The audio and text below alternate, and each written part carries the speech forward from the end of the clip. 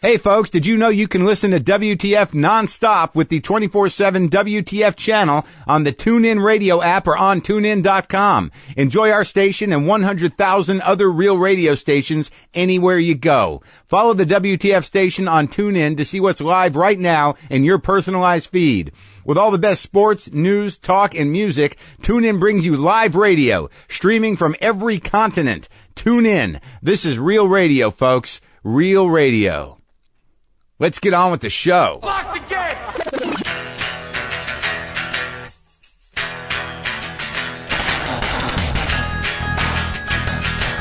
All right, let's do this. How are you, what the fuckers, what the fuck buddies, what the fucking ears, what the fuck sticks, what the fuck rakers? All right, that's enough of that. How are you? I'm Marc Maron. This is WTF. How are you? How are you? Who are you talking to? Today on the show, Gabriel Iglesias, whose new concert film, The Fluffy Movie, comes out this Friday, July 11th. Gabriel Iglesias, who I've heard of and known of for years and have never met. But for years, he was always the guy that was just at the club. He was just, oh yeah, Gabriel was just here. We sold out the month. Oh yeah, Gabriel Iglesias was here. We had to turn people away. Yeah, I don't know what's wrong this week. It must be because it's nice out. Them's were the days, folks. Them's were the days. Oh, you know who else is coming up that I wanted to mention? Because sometimes I can't sync everything up with everything else. But Ian Edwards, who's hilarious, who I talked to recently. We're going to put that WTF up, and I want to give a little love to his new comedy record, 100% Half-Assed. It's available to download at TeamCocoRecords.com. He's actually the first artist on Conan O'Brien's Team Coco record label. And that's great. Here's the deal. Here's what's going on. A lot of you are asking me when I'm going to come to your town. Look, I need to plan a tour. I want to plan a tour. I've been talking about planning a tour, but we are waiting. We are waiting to see if the show gets picked up, which will make it a little different. If my show, Maron, gets picked up again for another season, I have to start working pretty quickly. So a thorough and multi-city tour will be a little difficult, but I should know something within the next week or so. I want to come perform for you. I'm excited to perform. I like performing. The Oddball Festival dates are up. I've got dates coming up in several different cities with that Oddball Fest. Most of the cities I'm going to, I've never been to. I've got dates coming up. Oh, shit. Oh, yeah, I'm going to be in Denver, man. I am going to be in Denver on the 18th and 19th at the Comedy Works. That's July. That's like a week. That's like 2 weeks away, kind of. A little less than 2 weeks away, Denver at the Comedy Works. And I've got other dates coming up. You can go to WTFpod.com and look at the calendar and get those. But that's what I'm waiting for. So I'm either going to tour in the fall or I'm going to tour thoroughly in the spring with some scattered dates, even if they do pick the show up in the fall. So I will keep you abreast of that. Did I mention Gabriel Iglesias is going to be here? Let's do this business. Let's do some rock and roll business. Because our sponsor today, I'll tell you who it is, Earthquaker Devices. Oh, hell yes. You know who digs Earthquaker Devices? Chris Cornell from Soundgarden. You know how I know that? He was over at my house and before we talked, and I showed him this pedal situation that I got from Earthquaker. And I plugged my guitar in. We went back and forth a little bit. And he was like, wow, what is that about? What are those? Where do those come from?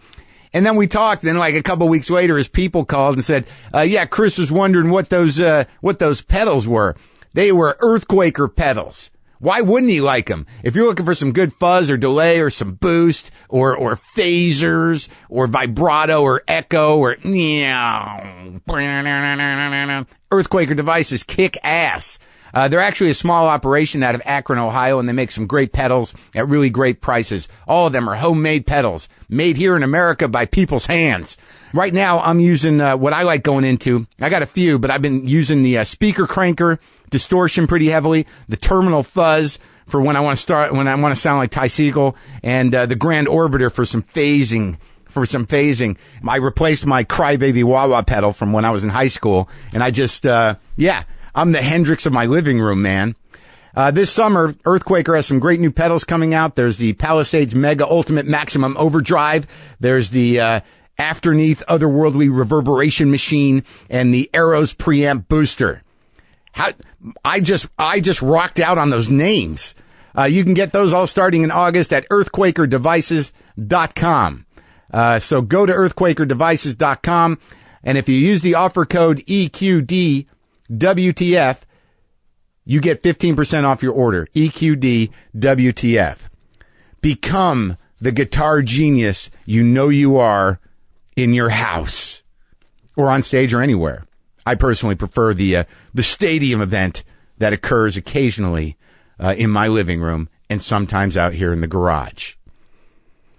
I was never an effects guy. Now I am. I definitely am. All it takes is somebody to give me some pedals. And sure enough, man, I'm out there. I'm doing some important guitar wizardry. That's the other thing about pedals and effects is, you can be a little sloppy. You can be a little sloppy because it's so dirty. When you mess up the sound, you can mess up your playing and still sound like a fucking genius. So New York, how was New York, Mark? It was great. I did another scene on another episode of the popular show Girls. Few lines, but they had teeth. It had teeth. I was a real character. I manufactured a comb-over effect with my hair.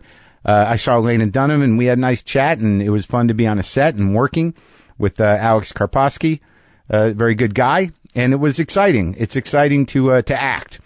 It's a long day. It wasn't that long. There are longer ones, but you wait around, you do takes, and you nail it. It's nice to nail it. Get a few options. Get a few options in the can. Get some coverage.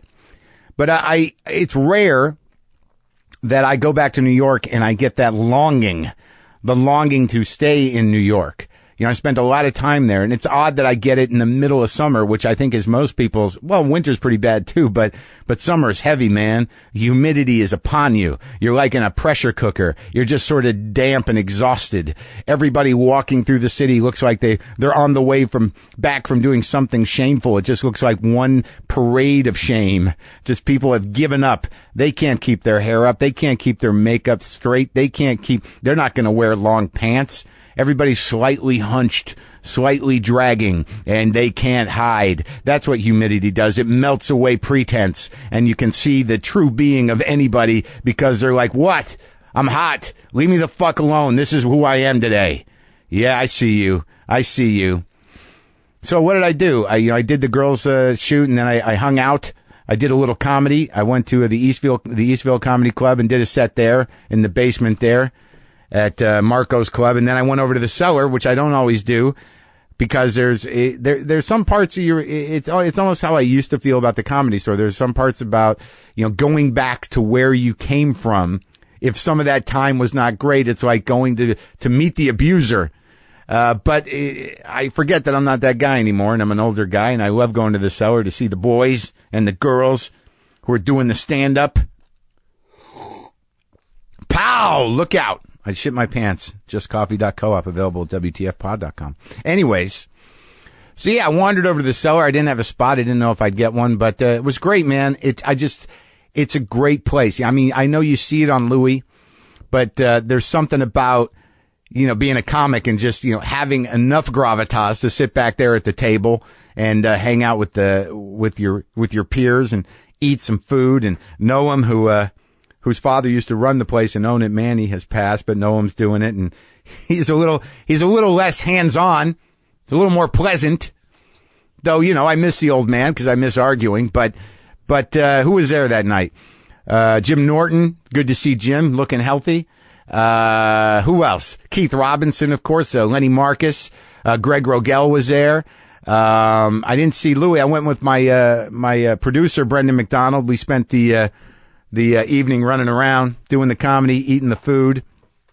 And Judd Apatow is in New York shooting his new film with Amy Schumer, so he's doing stand-up. I don't know how long it's been since he's really done stand-up, but apparently he's just been hanging out, doing the stand-up, so he was hanging around.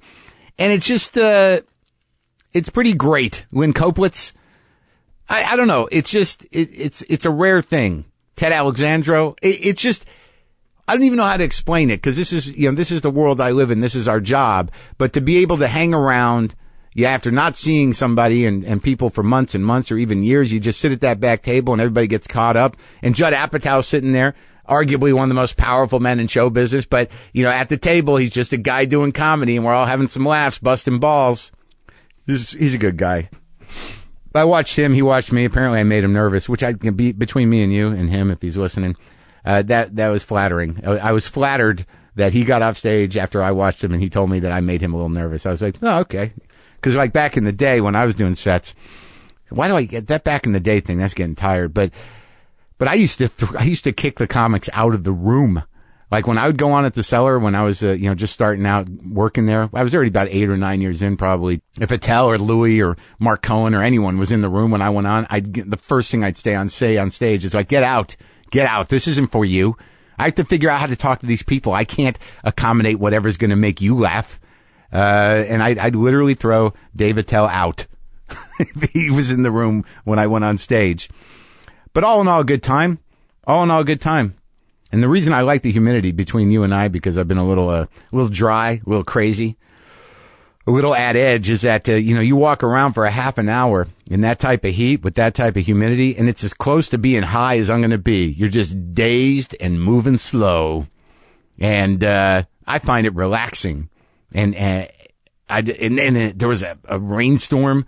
To see the clouds gather over New York City and just know it's coming. There is actually a calm before the storm. There was some sort of hurricane going on in North Carolina or down on the coast, and some of it was coming up to New York, and we knew it was coming. And me and Brendan are walking through the street and start to drizzle, but you could feel the cool, weird breeze and the clouds collecting in the sky, and it was drizzling. We're trying to get over the Cellar from Little Italy, so we're just trying to make it before whatever the fuck is going to happen.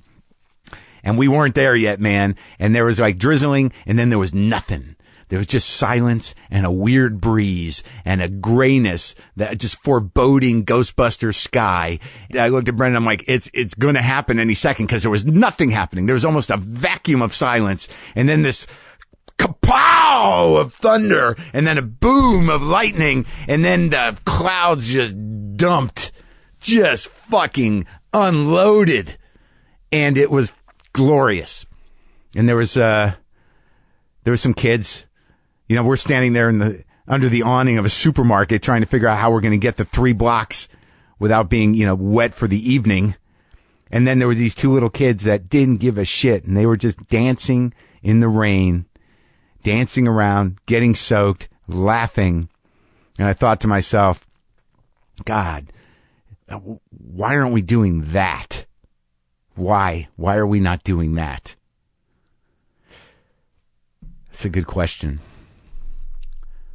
Warby Parker is sponsoring today's episode of WTF, so listen up if you're looking to get new specs for your face. Warby Parker was founded with a rebellious spirit and a lofty objective to create boutique quality, classically crafted eyewear at an unheard of price. They've got the best selection of vintage-inspired glasses, and they're all available to you online. Let's be reasonable. Glasses should not cost as much as an iPhone. Warby Parker's prescription glasses start at $95, and their titanium collection starts at $145. That includes prescription lenses. Are you kidding me? Their home try-on program makes it even better. You order 5 pairs of glasses shipped directly to you, try them on in the comfort of your own home, and get feedback from the people you trust, your friends, your lovers, your family, your pets. Get the frames for 5 days, and then you send them back using the prepaid return shipping label. There's no obligation to purchase, and it's easy. If you need glasses, you need Warby Parker. Support WTF by ordering your glasses online today at warbyparker.com/WTF, and you'll receive free expedited 3-day air shipping. Yeah, expedited. Check it out for yourself at warbyparker.com/WTF. But right now, you're going to experience a first conversation with me and a very big comedian, very popular comedian. I don't know if you know Gabriel Iglesias, but he comes out of a scene that I know nothing about, really. And I was excited to talk to him. And his movie is out Friday. That's the Fluffy movie.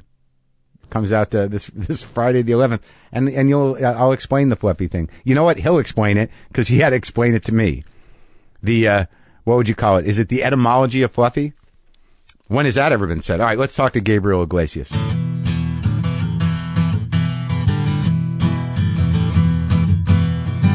Gabriel Iglesias, I don't know if we've ever met, really. I can't say that we have. It's so fucked up. I mean, I've been doing comedy for 25 years, and everywhere I go, you know, they're like, "Oh yeah, Gabriel Iglesias just sold out the entire city."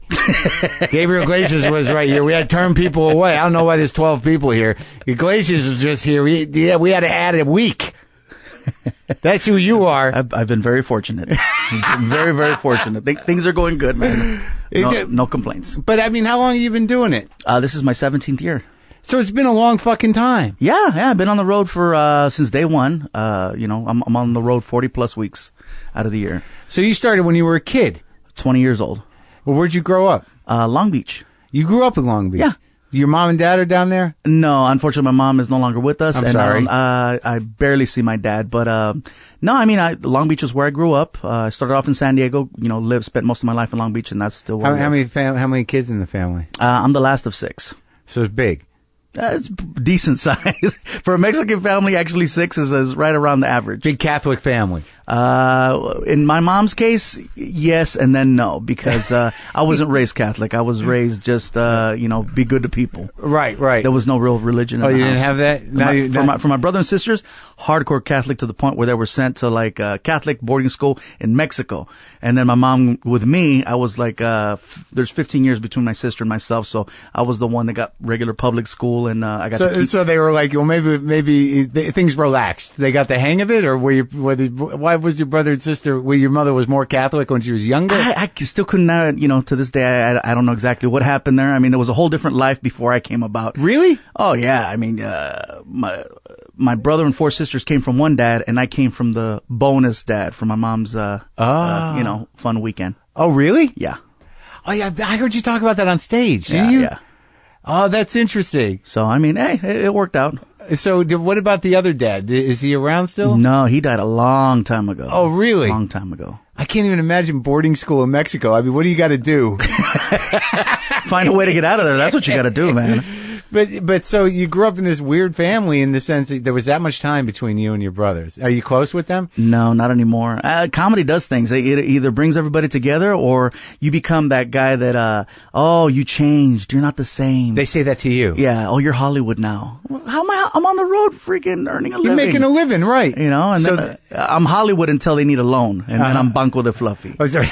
So then it changes. Where did this fluffy thing come from? Oh, it's a nickname that started, 15, 16 years ago. And at the end of my show, nobody remembered Gabriel Iglesias, but they remembered, oh, hey, Fluffy. And I'm like, really? And at first it bothered the hell out of me because it was a really cute joke in the beginning. And then it grew. And then I just learned to embrace it and then just brand it. And I started branding it that far back to where now if you Google Fluffy, I'm the #1 search. So you were that aware of it early on, that Fluffy was the thing. It stuck. And you got to be one of those guys that you got to realize when you catch lightning in a bottle, and this is something that people automatically gravitate to. I got to expose that. I got to work on that. I got to keep working on it. The Hawaiian shirt thing, always wearing shorts, keeping something that is consistent. Right. There's guys that always change their look, always change their appearance. They add a special. Yeah, I was one of those guys. Yeah, I didn't go down to one name though.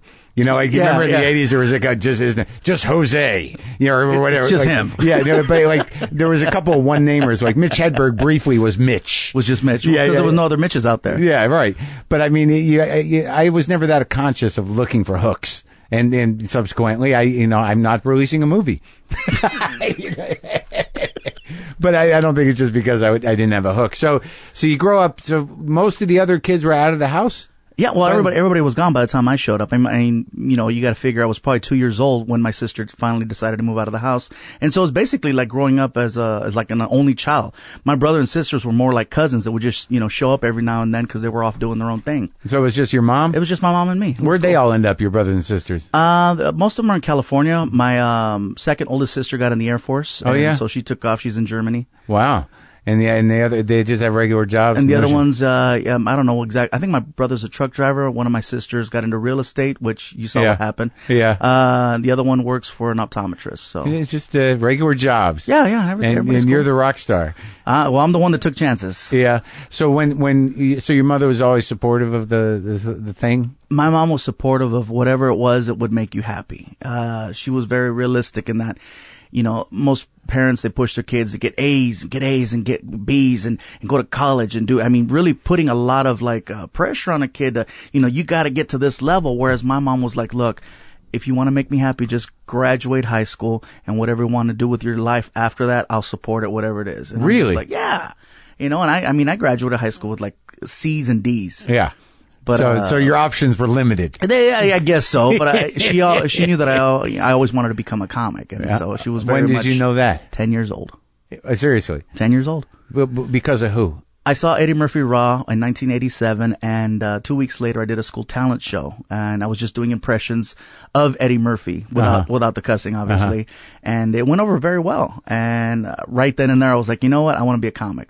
And I was always talking about this. And what do you think the feel? Wait, do you think when you first saw it? Because I know my experience when I first saw comics was like they got it figured out. They got a handle on this. They have control. They can make people laugh. They know how to look at the world. They made me feel better. That's got to be the greatest job in the world. Yeah, and when I saw that, I'm like, wow, everybody loves them. The energy, everyone's happy. I wanted to be him so bad. And I'm like, oh, this is what I want. And you weren't a fucked up kid? I grew up, broken homes. I didn't grow up with my dad. I grew up with my mom. We didn't live in the greatest neighborhood, but I didn't know I was poor. My mom was very conscious of the fact that she didn't want me to think that we were poor. She would just tell me stuff like, you were bad and that's why you didn't get what you wanted, because you were bad, not because we couldn't afford it. Right. And then later on in life. So you were bad a lot. Yeah. So she made me feel guilty a lot, but it kept me from knowing that we were financially not. Is a pretty broad scale of bad? You were bad. You didn't. Real minor things. Oh, you didn't clean your room. Exactly. You were bad. That's it. You're not getting anything. I didn't get into too much trouble as a kid. There were rough neighborhoods, and from time to time I was caught doing, maybe some graffiti or, you were a tagger? Dumping over it. Not even a tagger, because I didn't even have a name. It was just Fluffy. like at the time I didn't have Fluffy. That's a hell of a tag. Just drawing, stupid little cartoons on a wall or something. It wasn't even like a professional, like with a can of Krylon or anything. Yeah. It was just, it was minor stuff. And, but you didn't hang out with bad crowd? I tried to, but my mom always kept me inside. Oh, yeah? That was her thing. She'd keep me inside no matter what. She's like, no, you can't go play with Sniper and Spider. Get your ass in the house. Just because their names were Sniper and Spider? Yeah. Oh, man, it was one of those neighborhoods where everybody had a nickname. Oh, really? Mm-hmm. What was going on down there? Well, it was on the border of east side and west side of Long Beach. And so all the gangs would always have their fights basically in my neighborhood. Were there a big gang presence there? As a kid, for me, I'd always hear the gunshots. Oh, really? I never saw anyone get shot. See, I have no sense of that area. Yeah, I've been in neighborhoods where that's going on. You're like, what was that? Was that a celebration or someone? Yeah, right. It's Cinco de Mayo. Wait, it's not Cinco de Mayo. Someone must be hurt. It was a rough neighborhood. The neighbor's kid got killed. I didn't see that, but you knew. I remember the funeral. Gunned down? No, he jumped on the hood of a car and somebody shook him off and he wound up getting thrown. He jumped on the hood of a car too? He jumped on the hood of a car, and then the guy just, he drove and drove with him on the hood and then slammed on the brakes. Because that was the fight? He was fighting a car? Well, whoever it was in the car. I guess it really pissed. Anytime you're mad enough to jump on the hood of a car, something went down. But your mother was pretty... It wasn't like fighting Autobots or anything. No, I know. How do you end up on the hood of a car moving? That's tricky.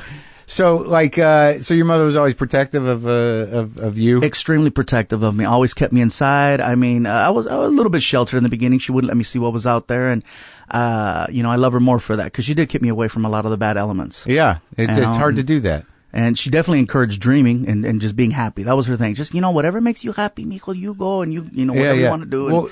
Well, how did she explain your dad? I didn't really have a lot of questions about my dad. Why is that? I guess because my mom really filled the shoes. Mm-hmm. It wasn't like there was like, oh man, there's nobody here to help me with this or that. My mom had to play double roles. Right. And it was to the point where, I remember doing this a lot. On Father's Day, I would actually give my mom a Father's Day card. And I'd say, hey, thank you for being my mom and my dad. Cause, you were there. And I didn't feel like I lacked anything. Right. But you never wondered or had a longing or. I knew the story about my dad, him being a mariachi in Mexico, and of course, the mariachi lifestyle. He's out there traveling the world, entertaining. Where did your mom meet the mariachi? I know you might have covered this, but I think it's sort of interesting because mariachi music, it's like you just think, because as a comic, I mean, we both fucking know. You've been living this life a long time. You know what the road is. But, one of the things that you don't necessarily think is like mariachis are just these out of control fucking, road warriors. Just these road pigs that are out there like. You can't see them turn up hotel rooms and, but they do. Over benches. I'm sure they do. Hey man, it's entertainment. That's why I have a strong connection to professional wrestling, because it's like, it's entertaining, but I run into these guys all the time at the hotels and the airports. Yeah, and it's the same lifestyle. It's the exact same lifestyle. So where did she meet him? In Mexico? She met him in Tijuana at some nightclub. Was she living down there? No, she was living in San Diego. Oh, and she drove. She'd gotten into a big fight with her husband, and it was one of those, "You'll never do better than me." And really, and then freaking next thing you know, she's across the border with her friends at some nightclub, and that's where she met my dad. My dad was performing that night, and they hooked up, and 9 months later, I showed up out of spite. Out of spite. You know what? Whatever it takes. That's why I don't judge women that do. Hey, if you're not happy in your relationship and you take off, I'll show him. The ultimate, I'll show him. Yeah. So what happened? How long did that marriage last? They hooked up. They didn't get married. But I mean, with the other husband. Oh, the marriage fizzled a little bit after that. After you were born, yeah, definitely. So I didn't know that there was a lot of friction with my brother and sisters towards me. I didn't realize that there was that sense of that you represented a betrayal. Yeah. So I mean, later on in life, I started catching it more and more. But as a kid, you don't look for signs like that. You're just there and you're doing your thing. But there was. Yeah. There was. They wound up getting a divorce, and then my mom and dad hooked up for a couple years, and then they did? Yeah. Oh, yeah. They were living together, and my dad wanted to actually take us to Mexico and have a life over there, and my mom was like, "No, we're gonna stay here." And he's like, "Well, I gotta go back home." And she's like, "Well, you got to do what you got to do." So it wasn't like he just left and that was it. There was more to it. Yeah, he did try. And so my mom did tell me that. So there was never this, "Oh, I hate my dad," or "How dare he." It was just, that was his life over there. Yeah, and there's not many people that are going to jump the States to go back to Mexico. He had a pretty good gig. So I mean, but was he is he a citizen here though? No, he's a citizen of the right. So Mexico. the choice between San Diego and going to have a life in Mexico, I imagine, given what you wanted opportunities for you, was probably a big easy choice. Well, he's gonna and also to his credit, I mean, he was very successful in what he did, and he came from a very big family. I mean, there was over 13 kids in that family, and most of them were musicians, and there was a few politicians and a couple of priests. Oh yeah, in that family. So everybody got it all covered. Yeah, they were covered. So it wasn't like he needed to come here to the promised land to make it happen and stuff like that. He had a good gig. And did you meet him? As a kid, I remember just little images of him trying to teach me how to play guitar or how to do the sign of the cross when you're in church and stuff. But no, that was about it. Really? Yeah. And then 30 some odd years later, he shows up at the Comedy and Magic Club in Hermosa Beach, and the manager Richard comes up to me and he goes, "Hey, are we picking up your dad's tab in the back?" I go, "What are you talking about?" He goes, "Yeah, your dad's in the back of the room." I go, "I haven't seen my dad in over 30 years. I go, "It's just some guy trying to get free food and free drinks." And he goes, "Oh, okay, we'll cut him off." And then after the show was over, I go outside and I'm taking pictures and signing DVDs with the fans, and my dad gets in line with the fans. And then my manager goes to the back of the line. She comes to me. She goes, "Listen, Gabe, I think your dad's in the back of the line." And I'm like, "Shut up. You too?" How long ago was this? This was a couple years ago.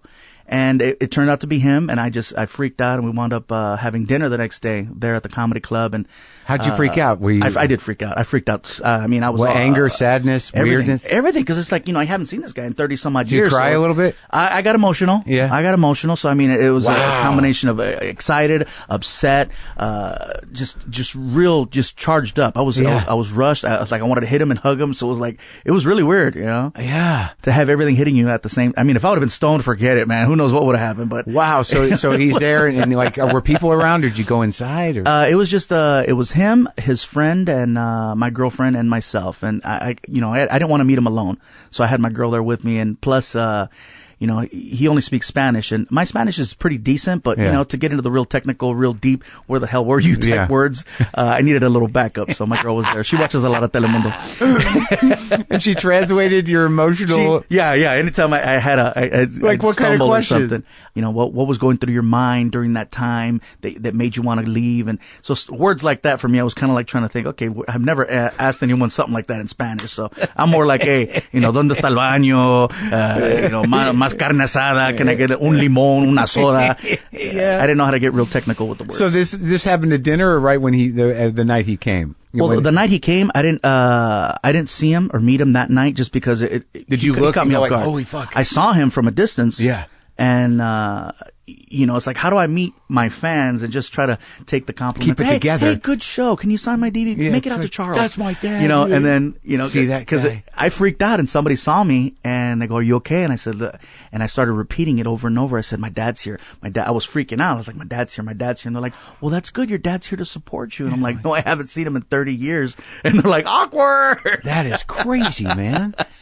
So you planned dinner. We planned dinner for the next day, and he answered a lot of questions. And he told me I had 2 sisters in Mexico, and just can we see each other again? And he told me he doesn't want any money. He's doing very well. He just wants to have a relationship that he didn't have. Wow. And it was kind of, we saw each other a few times after that. You did? Then, yeah, we had dinner and just trying to talk, and he really wanted me to go to Mexico still. You got to go meet your sisters. I'm like, I don't talk to the ones I got now. I don't got time for new ones. And but isn't some part of you think that might be interesting? Yes. Have you spent time in Mexico? No, but you know what, man? There's too much stuff going on in Mexico. Yeah, I know, it's scary. You don't want to get kidnapped? That's the last thing I want is to get kidnapped. Right. Like, for me, I'd rather go to Iraq. Right, because you're a public Afghanistan. figure. I mean, you would be a target. Mm-hmm. Most likely. What part of Mexico do you live in? Agua Caliente, Mexico, which I think is over towards the bottom of Texas. But it must be profound to like, did you get some closure? Did it give you some peace? I did, and I appreciated the fact that he said that him and my mom were actually in love, which was nice. He goes, you got to know. He goes, you were actually made out of love. It wasn't like we just hooked up and that was it. He goes, I loved your mom and she loved me. And I was just like, oh my God, this is where I started getting all, choked up. Yeah. And I think that's probably what really pissed off my brother and sisters is that, What, later? They didn't get conceived under the same circumstances. Oh, right. You're right. Theirs wasn't love. I think theirs was more like Budweiser or something like that. Oh, that guy was a monster, huh? The other husband? Yeah, well, I can't even imagine what that'd be like because I've had fights with my father. If I don't talk to him for 6 months, and then we get back together, it's sort of like, ugh. But yeah, but he missed your whole childhood. Yeah, and so but he must be proud. He is, and I know he wishes he could have been there to see more. But then he tells me, he says, "Look, everything happens for a reason. Who knows what's to say that I wouldn't have done something that would have led you in a different direction, and you wouldn't be here now." You believe that? I believe in the whole butterfly effect. Definitely, sure. Something happens and it triggers it. But was there part of you like, well, that's a good rationalization, I mean, hey, I'm in an amazing place now, and if things would have been different, then this would have been different. So I can't get too upset. So he probably wanted me to be a singer, or politician, or a priest. Yeah, it wasn't going to happen. Yeah, no. I'll do mariachi music when I'm doing shots of tequila and I'm at some karaoke bar in friggin' Fargo or something. Right. Did you ever see him play? You never saw him play. I never got to see him play, but I have heard his music. I've got a lot of his old albums. Oh, he put out a lot of records? He put out, a bunch of, it's not like they went global or anything. Right. But, when you're holding a record and it's got his name on it, that's pretty cool. And is he good? He's pretty good. Yeah? He's pretty good. He's got a great voice. Yeah? That's fucking amazing, man. It's amazing to know that you come from creative people, from show business people. I mean, it's weird. A lot of that stuff you don't think it's genetic, but you're a hell of a showman, and you come from a guy who was he was an entertainer. He was an entertainer, and I have an uncle who was an actual comedian in Mexico. Who his name was Pompín Iglesias. He did TV, film, stand-up. I mean, you name it. He did everything there is to do in Mexico. He had, a bunch of sponsorships, so he was always doing commercials for, whatever products or cars or whatever. And he was very funny. Did you ever look up his stuff? Yeah. Oh, yeah. You can Google them. It's really interesting that, like, because a lot of, like, white people, they're going to make fun of Telemundo or whatever, or the sort of broad comedy, like Cantinflas, from years ago. Oh, yeah. Right? So, like, do you feel connected in any way to that tradition of delivery? I'm not trying the to old school delivery of the way they did it in Mexico. It's more long story with a big punchline at the end versus consistent joke. Like if I'm talking for 3 minutes and I don't get a laugh, you know what? I might need to shorten that talking and throw a couple punches in there. That's a long But time. you do long form. I do long form, definitely, but there's laughs every 30 seconds. So like the classic way would be tell a really long story and then go, whoa! Yeah. Pepito, buen hombre. It's funny though. It is funny. It is silly. You hear a lot of that like in morning radio shows that they do here in LA. Yeah. Yeah, with just this long story and then at the end and then you hear the canned laugh track. But you didn't really grow up with Spanish in the house, though. From my mom, I did until I was about 6 years old, and then she wanted to make it. She didn't want to make it hard for me in school, so she said, "Listen, from now on, I'm going to speak to you in English because I want to make sure that you don't have any problems in school." Right. Because originally they stuck me in an ESL program. They put me in an English as a second language program when I was about 5-6 years old, because just, my last name was Iglesias and they'd hear my mom speaking Spanish and they just assumed, oh, okay, he needs to learn English because he only speaks Spanish. And I'm like, I spoke English, so I was cool. But just growing up, my mom wanted me to make sure that I didn't have any issues. Right. And when did you start actively, pursuing the comedy thing? April 10th, 1997, I got pushed up on stage in Long Beach by a friend of mine. They needed an MC. The MC didn't show up, and I had always talked about wanting to be a comic. Yeah. And he goes, dude, man, they need an MC. Just go up there, crack a couple jokes. This would be a good chance for you to get up there. And I was scared. Yeah. And he pushed me up there, and I made fun of him the crowd saw him push me up there, and I cracked maybe 2 or 3 jokes, and I got laughs, and that was it. I got the bug right there. Uh-huh. And then somebody saw me, and they actually had a comedy room there at that same place on Wednesday nights. And he goes, hey, man, you do comedy? And I'm like, yeah. Real kind of like, yeah. I wasn't trying to tell him that was my first time. He goes, hey, man, you come back on Wednesday, man. I'll give you $20, do 10 minutes. And I'm like, are you serious? First paid gig already. And I didn't have 10 minutes, man. I had what I had at that moment. Nothing. Yeah. So what'd you do? I winged it. I winged it for 10 minutes. And crowd work? A lot of crowd work. Yeah. A lot of crowd work. But, I was being silly, making some voices and stuff, and it worked. How old were you? You got to figure 90. I was 20. And what were you working after you graduated high school? What were you doing? Yeah, man. After high school, I had a couple jobs. I worked over at Robinson's May. It later became Macy's. Yeah. I used to work doing telemarketing and stuff like that. I'd answer phone calls, customer service, whatever they needed and stuff like that. Were you in hell? It was a good gig. I mean, I was in an office. I had a tie on. I'd show up to work and everybody was friendly. I'm talking to people. All I'm doing all day is talking. So, I mean, for me, I enjoyed it. It was cool. Yeah. I'm interacting with people. So right. It was nice. From there, I went on to, I worked for a company called LA Cellular. Later on, they became AT&T. You remember the first cellular phone companies here in town? It was AirTouch at LA Cellular. And, I was selling cell phones inside of a Walmart in a kiosk. Oh my God. So I did that for a couple of years and it was actually a pretty good gig. You figure I was 20 years old. I was making probably $4,500 a month. I didn't have any responsibilities.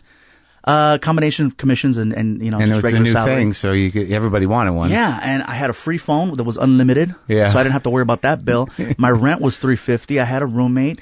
We were stealing cable. I had a really cool black box that just, we didn't have to worry about that. And this was in San Diego? No, this was in Long Beach. Signal Hill area. So I mean, life was good. Yeah. So to give up that $4,500 a month, and because I was burning the candle at both ends. Once I started doing stand up, I was finding every single little room I could hit. What were those rooms then? Man, at the time it was this place in Montebello called Wild Coyote. It had another name called Gotham and Prime Cut. I mean, every year the guy would change the name. Well, what kind of rooms were those? I never heard of those. Ghetto hood rooms, man. I mean, these were they were biker bars. But what kind of hood? They were Latino rooms? Yeah. I did all the Latino rooms early on. Yeah, that's all I knew. That's why I say. So, I don't know anything about that world. I mean, literally on my show, and to a fault, I mean, I've done 500 episodes. I've had Carlos in here. Mm-hmm. I've had Willie in here. Is this the room where he bared his soul to you? Yeah. Okay. That took 2 episodes to do that. I got bullshit. I heard him. The bullshit the first episode. And then, this is what I really meant to say. And then he just came unglued a little bit. So I had Barcena in here and Trevino. Hey, but bro. Barcena's great though, right?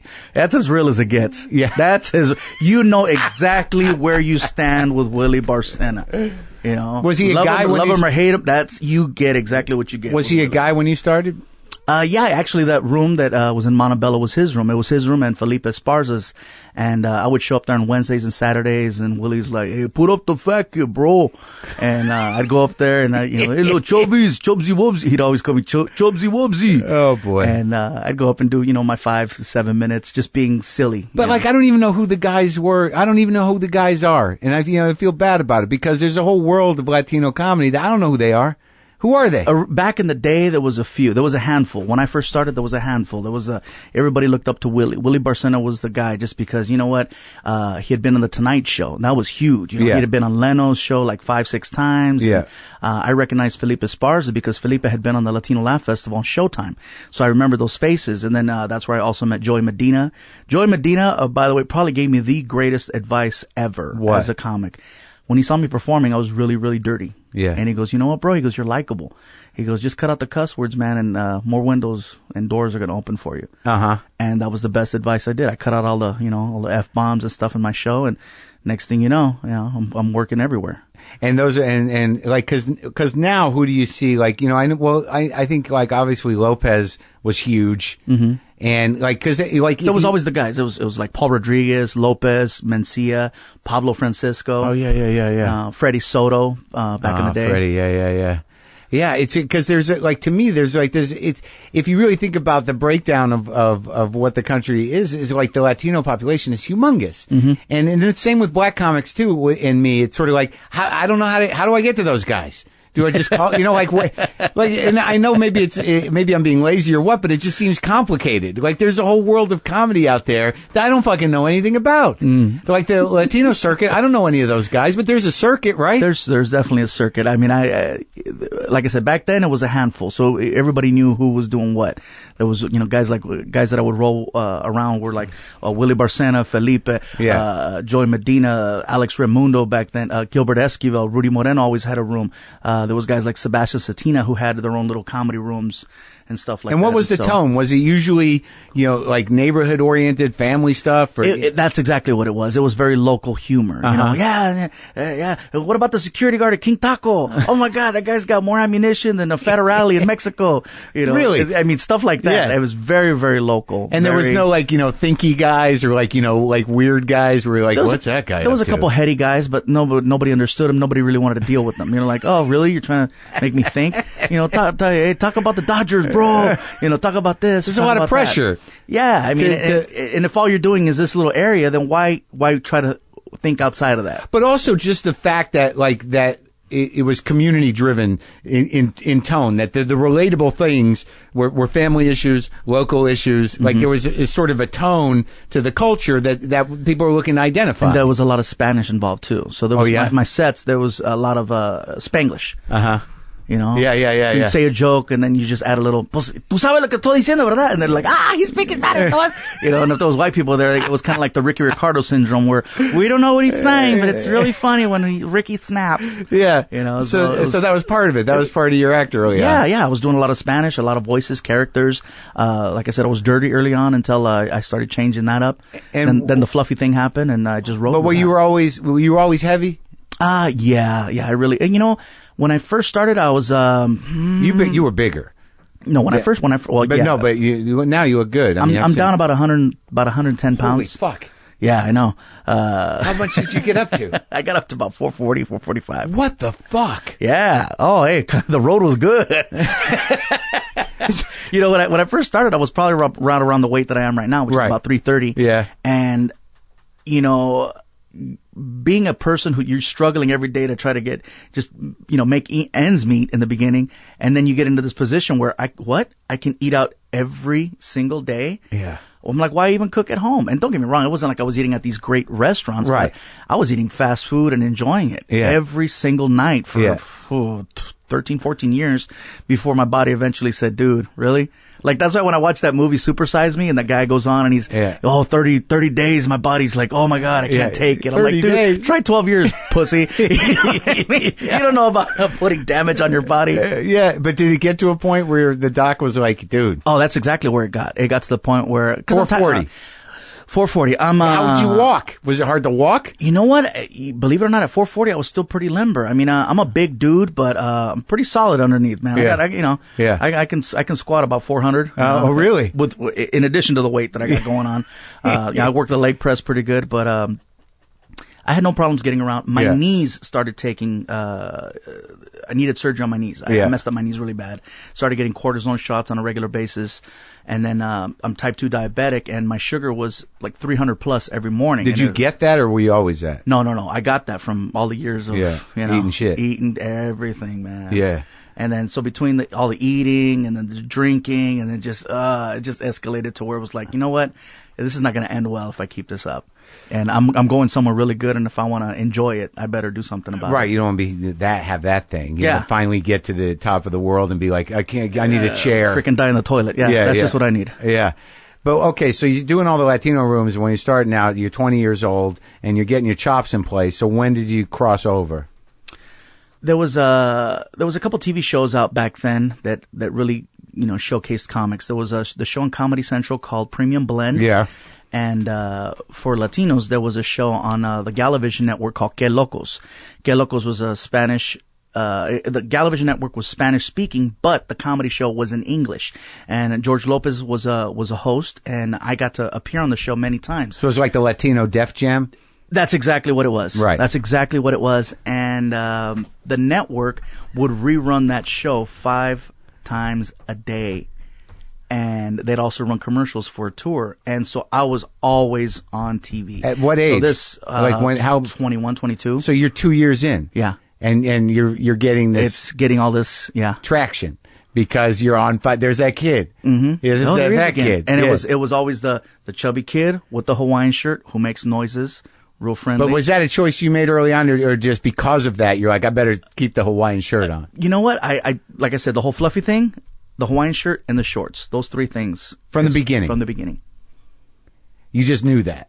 It was branding. That was one thing I learned. Yeah, but I don't know anything about that. But well, when I was working over at Robinson's May, I'd always hang out with these guys from the marketing department, and they're always talking about branding and branding and branding. And anytime there's a product, there's a way that you brand it. Yeah. You got to be consistent with it. And if you change it, you got to slightly change it. You can't do too much. Otherwise, you can't go from a Ford Explorer and then all of a sudden you chop it up and now it's a different car. You got to slowly modify it. Right. And that's why they said when I started growing a goatee, I had to introduce this really slow because a lot of fans turned on me for it. They're like, wait, why are you growing facial hair? Really? You've always been the clean cut.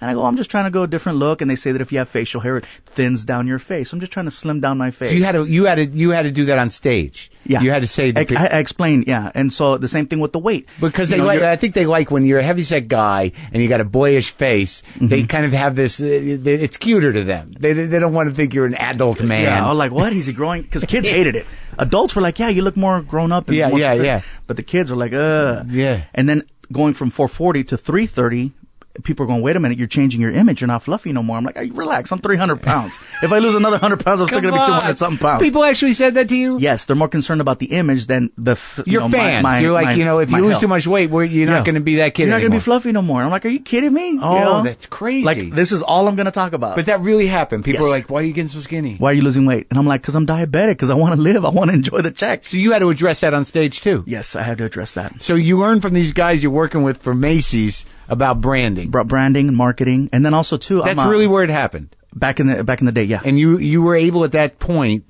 to be, have the foresight. Cause you knew you were in show business and you knew that in order to get the big payoff that, people got to know you. And that means you got to stay the way you are. That's something you put together. Yes. Like I said, there was a lot of comics that we'd see that would always change their image. They were you look at them on 3 different shows, and all 3 different shows, they had different looks. One time he'd have really long hair, one time short hair.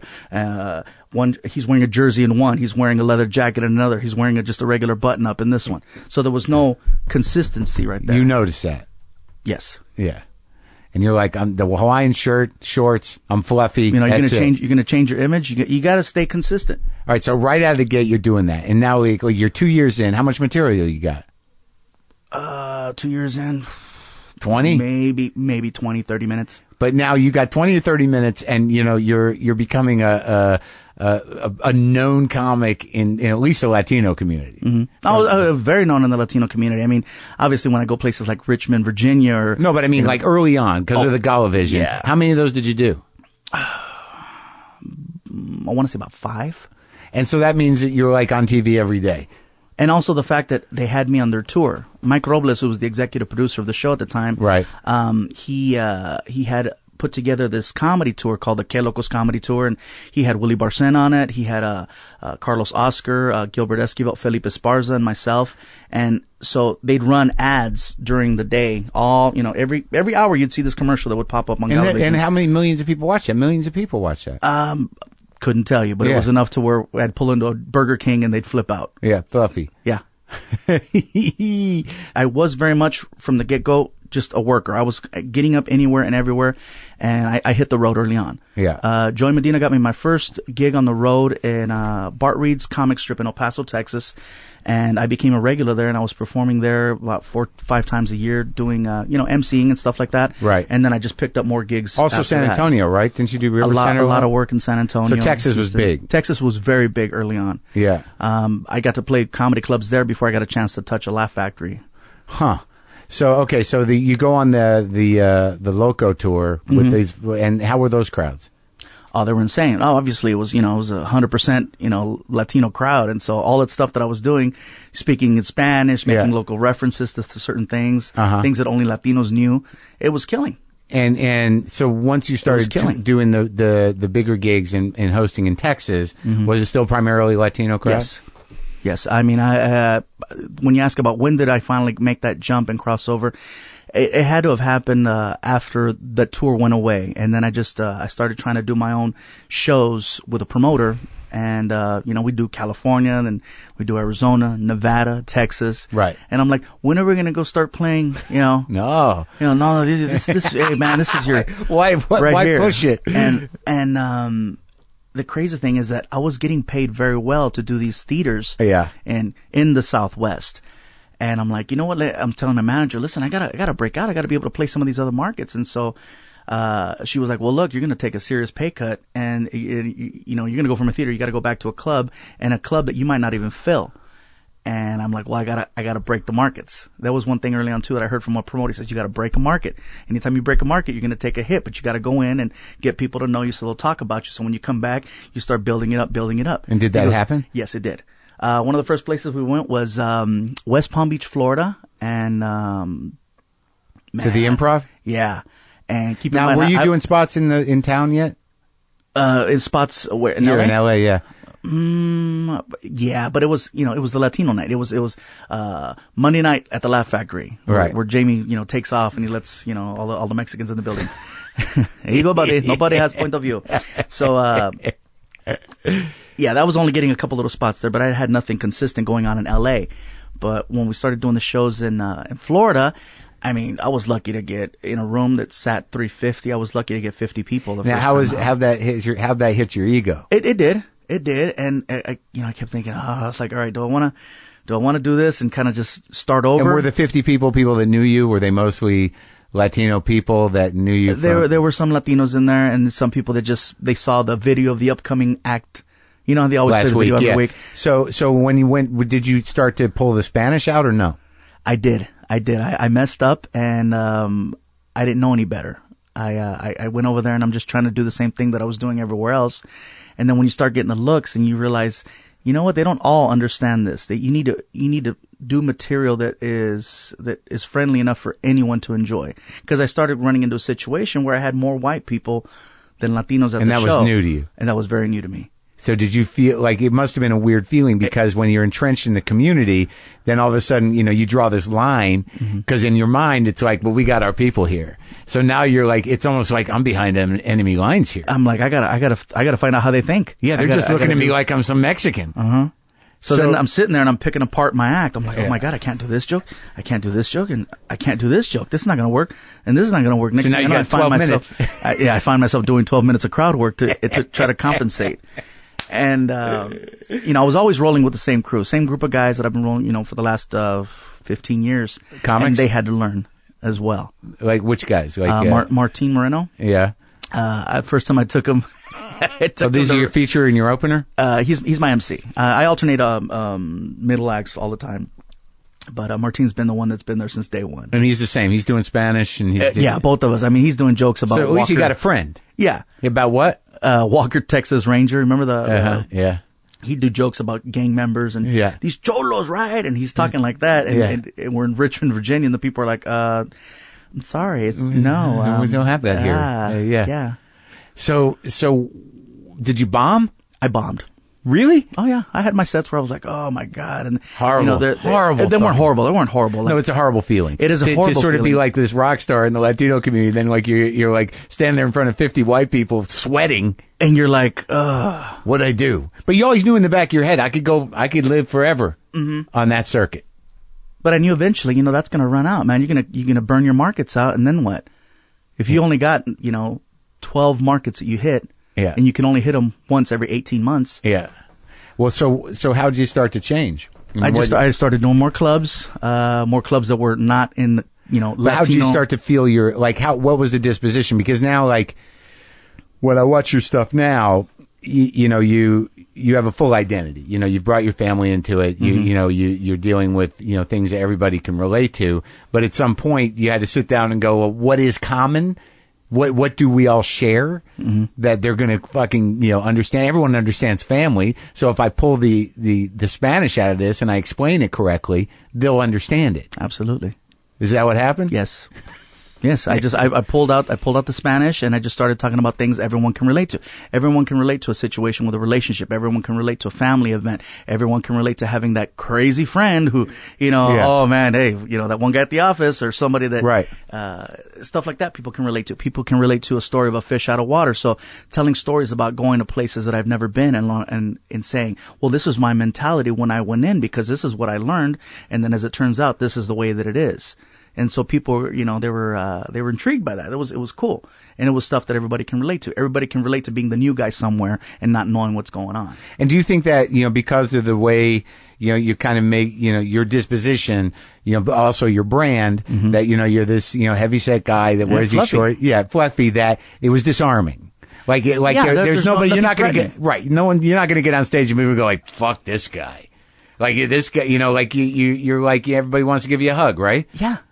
It's the greatest feeling. I mean, people still to this day bring me cakes and they bring food to the shows and sodas. And can we take you to the house? And I'm like, that's for people to want to do that. I mean, that's a whole different level of connection with the people. How long did it take you to build the act that could play anywhere? Got to figure by 2005, we were basically going anywhere in the U.S. So that's 2005, 2006. So almost 10 years. Yeah. It took a long time, a lot of work. Oh. So, all right. So now, when do you start becoming this? Because now at some point you got regular spots at the Improv and regular spots at the Laugh Factory. I was getting, anytime I wanted to do a Monday night, I had, just make a phone call to show up there, but it wasn't like I could get a whole week at the Laugh Factory. Same thing with the Comedy Store. I'd have to show up at 1:00 in the morning to wait for somebody to, And you were selling out in Texas. Yeah, but it didn't translate to stage time here. Right. It was like, okay, well, you're on the road. You're a road comic. Was there a point where you got the respect you wanted here? Like in the world of Hollywood and the comedy? This was probably about 5 years ago when it finally started happening, where I'd walk into the Comedy Store and they'd say, hey, you want to go up? And I'm like, I don't have time to wait till 1. Like, no, we'll bump the next guy if you want to go up. I'm like, you serious? Yeah. Like, yeah. That's a big day, right? So that was pretty cool. Yeah. And then you got those comics that never leave that building and give you that dirty look. Yeah, like, who the fuck? Yeah. Him? Really? Him? Where's he been? I've been here every night for 5 years. Yeah. Hanging out here waiting for, what is the name? William Aprovaya that would show up. Oh, no. Only comics know who he is. Yeah.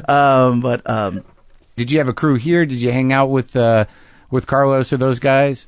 I'd run into Carlos every blue moon when there'd be some major event. Because, despite, whatever, his horrible legacy is in terms of the community, like, he was a real businessman too. I mean, like, when I talked to him, it was like, holy fuck, very dude. business. We have the same agent, and anytime I'd hear about Mencia on the road, it was very much, it was a business. You know, he'd do his thing. The thing with the computer, and then the recordings. The recordings, that was fucking genius. Stuff like that. Actually, like that, he'd have them available by the end of the night. Yeah, recording CDs crazy. From that same show. Take home the same CD that you just heard. Take home the same show you just heard. And then when he finally figured out how to put it on a flash drive, that changed everything because he could do it in a second.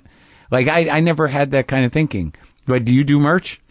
My merch is very, very impressive. I took a huge page out of the WWE handbook. I study wrestling because wrestling is probably the biggest form of entertainment out there, with just the level of production, the level of intensity, and the marketing and the merchandise. CM Punk sat there. Oh, really? Yeah. Sweet.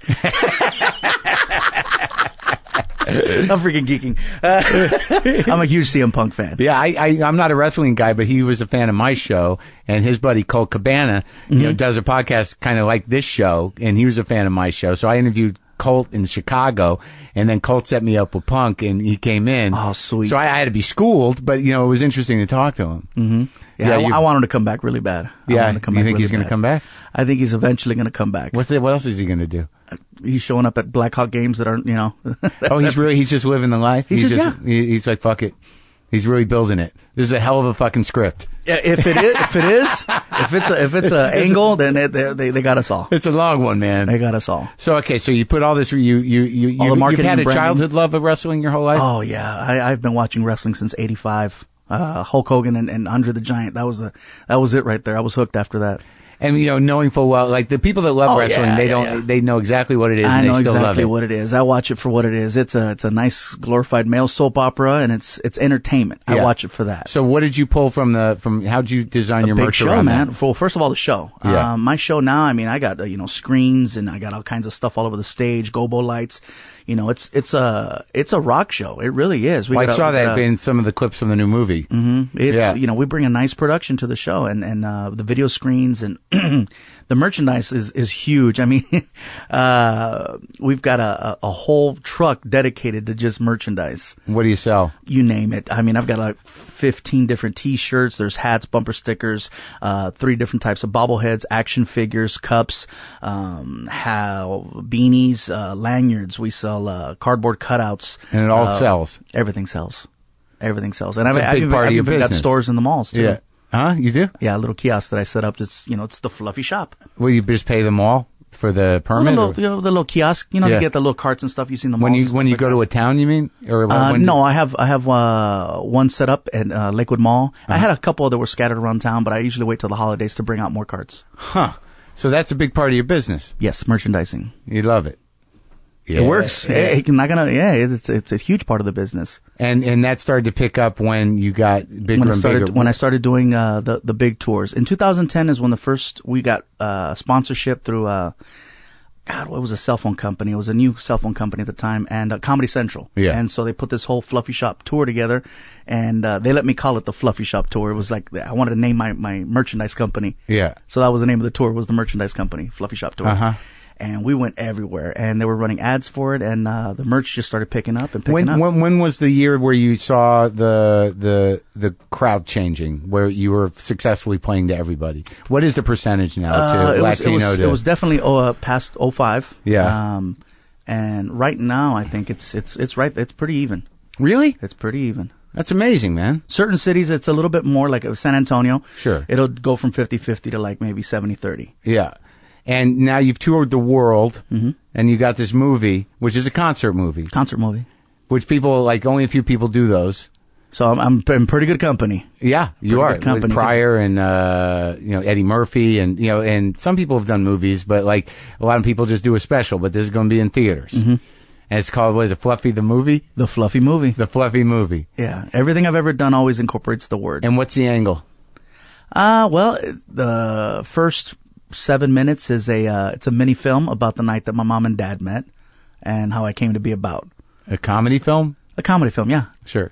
And right after that, the concert starts. It leads into the concert, and it's about I want to say 97 minutes. Only shot in one place? We shot it in San Jose. Yeah, well, anytime you bounce around and you start showing multiple locations, it's weird. It gets a little too weird. You know, to me, when I watched Chris Rock do that, I was like, wow, this is amazing. It's showing that he's doing the exact same joke, the exact same way in 50 cities. It almost destroys the illusion of what we do.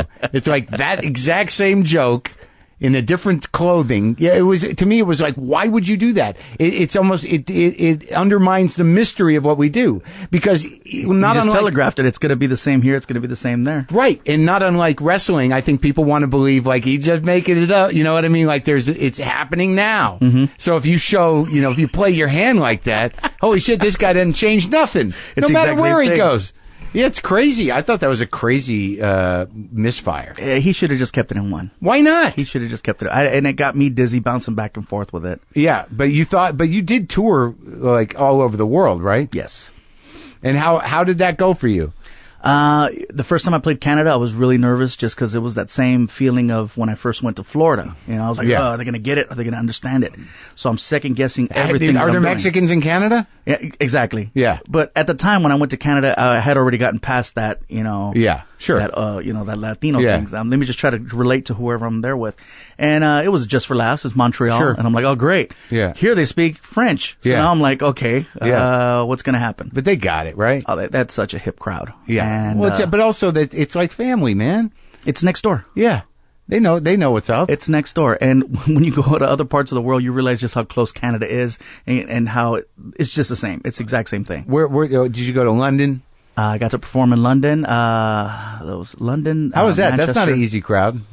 No, but when I got there, I already had the fan base and the YouTube stuff. So when I got there, the fans were solid. They were here to see Fluffy. It wasn't like who we're gonna come see it and all. It's just, nothing. They were excited. They're chanting Fluffy. They're already wearing the T-shirts before I even walk out on stage. So you have a YouTube channel?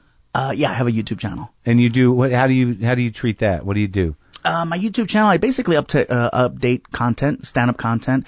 I don't try to do anything that's real. But you don't want to tip all your bits, so you're selective, or how does it work? Well, I put stuff that's already out. Oh, okay. Anything that's new doesn't come out until it's already been put either in on cable or been put on somewhere else. Right. Okay. Or if I do a late night talk show or something, I'll put snippets and bits like that. Right. So, that's good. Yeah. Yeah. So I mean, and that gives you global exposure. Yeah. I mean, if it only plays in the U.S., it's not going to do me any good when I go anywhere else. So I want to make sure that everybody can see it. Have you had to sweat one out recently? What do you mean? A show? When you've gone somewhere, have you had any tricky ones?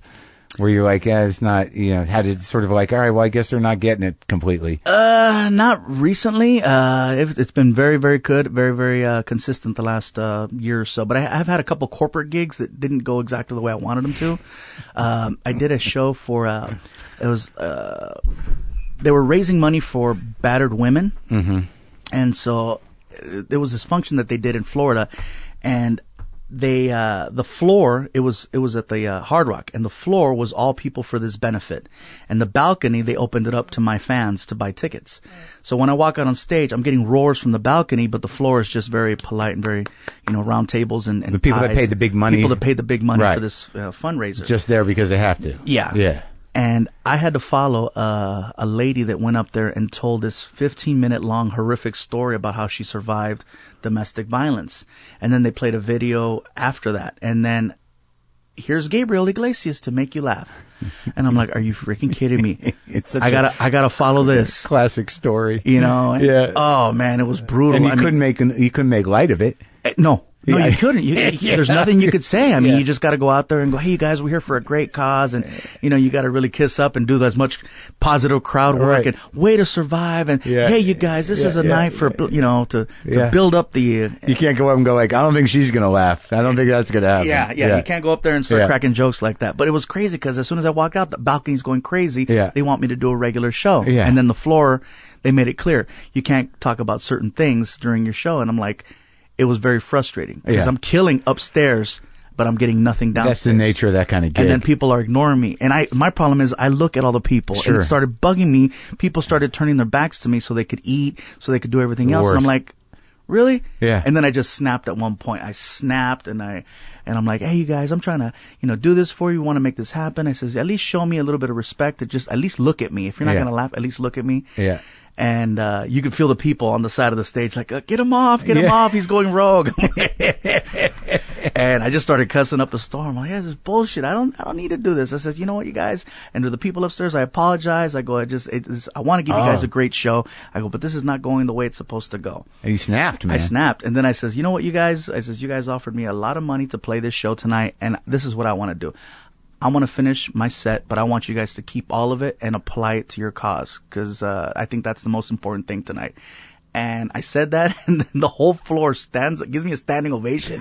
And I'm like, no, you don't understand. I'm still going to do 5 more minutes. Sit down so I can finish I'm doing performing. this because I'm bombing. Yeah. Basically.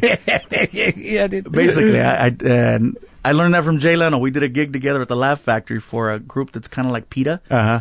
And Jay went up there and started doing jokes about his cats. And they did not feel him. And at the end of his set, he goes, I'd like to donate $10,000 to your cause. And then everybody stood up, and I'm like, oh my God, he just straight pulled that good little closer. Great closer. Freaking took in the butt, and now here you go. Here you go. I just killed. I just fucking did it. I went into the Jay Leno vault right then and there. Great. And I pulled that one out. But I mean, I try not to do those corporate gigs because, they don't make it fun for you.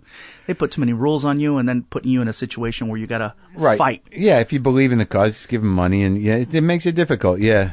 So what do you perform for the troops? I've done a couple of USO tours. I did the USO. I did the Air Force Reserve. Right. Those are great, and they appreciate the hell out of it. When you show up there, they're like, "Wow, you brought a piece of home here." Yeah. It must feel great. They fly us out there on these massive C-17s, and they land in these combat zones, and you're just like, "Oh my God!" Yeah. Freaking out. Yeah, but they all went well. Yeah, they all went really good. So where are you going now? What's the plan? The movie opens July 11th. Well, you can do Howard. What do you do? They're talking about Howard. Yeah? I'm a little nervous, man, because Howard has got a good talent for finding stuff. I did it for the first time last year when my show came on. I'd never done it, and I was nervous. Yeah. Yeah, but like sometimes it's not as depending on what kind of comic you are.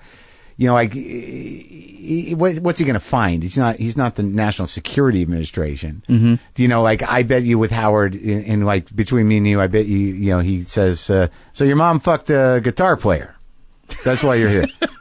Something like that. You know what I mean? It's not, it's not going to be right. It's not going to, I mean, what's he going to get? Like, I was like, he's going to find something. And I get on there. He's like, so you're a jealous, bitter guy. I'm like, yeah, I can talk about that. That's it? That's all you got? No problem. It's probably not going to be that bad. That's funny. Well, because it's just that whole. It's the mystique. It's Howard. Yeah. But I was completely consumed with like, what if he finds out that one thing? There's a couple people that know that thing. He'll probably talk. What to if him. he's the one that knows that? Yeah. thing? What if someone gave him that information? Then that's going to be bad. But I think he's a pretty great guy. He's not. He's not there to make controversy out of you. He likes comics. So we'll see what happens. So you're not going to be doing any shows? I got a couple shows that I'm doing this month. I'm going to be in Texas. Yeah. Back to Texas. I'm playing San Antonio, Houston, and Laredo. Now, are you going to have your dad up for the premiere? I thought about it. I really thought about it, especially the fact that I have somebody in the movie playing him. Haven't reached out to him yet, but I think I have to. I think I own that. Yeah. So I think I'm gonna invite him, fly him out. It's like it's a complete sort of like, not only is it respectful and shows some sort of sign of closure, but it's victorious. I mean, it's a feel good story, and this special is different than anything that I've done because I get very, very personal with it and really tell some stories about my past and just my growing up and some of the stuff that I've been doing lately, dealing with the diabetes and the reason why I had to lose weight and my family situation. So it's different than what I've done. And you have kids. I have a son. Now, has he met your dad? Yes, he did. He met him, but you know what? He's a teenager and he had his iPod on and he's like, "Hey, what's up?" That's what he meant. You got a teenager. Yeah. Well, really? he's technically my stepson, but I mean, I've had him for 11 years now. So. And does he like what you do? He loves what I do. I don't think he wants to get into it, but he definitely loves it. Anytime you want to go on the tour bus, you want to come on the road? Yeah, I'm there. Good. Now, does he watch my show? Not really. Does he hang out with the guys? Of course. Right. All right, man. Well, it's great talking to you. I'm glad we finally did this. Finally. Thank you. Yeah, man.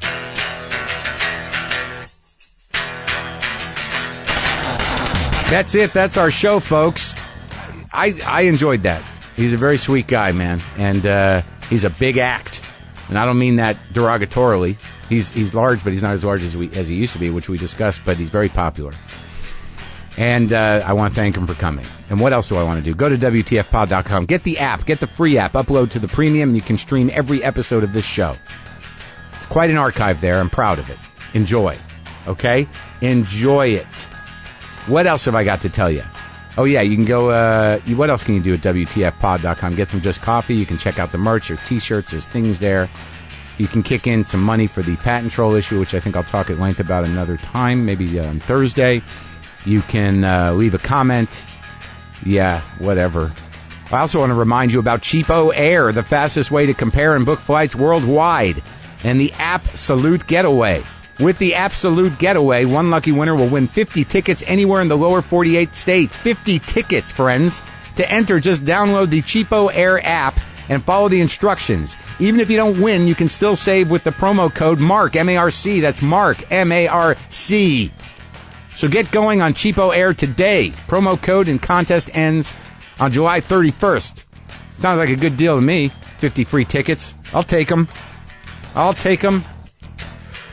Okay, all right. Now I'm kind of buzzed out. Boomer lives!